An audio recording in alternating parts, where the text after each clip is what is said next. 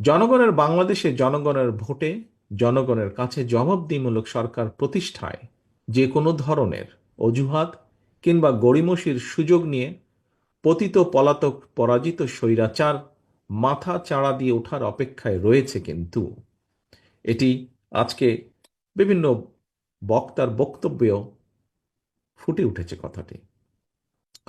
তবে ফ্যাসিবাদ মুক্ত বাংলাদেশে জনগণের গণতান্ত্রিক অধিকার প্রতিষ্ঠার মাধ্যমে ফ্যাসিস্ট তাবেদার অপশক্তির পুনর্বাসনের পথরোধ করা সম্ভব।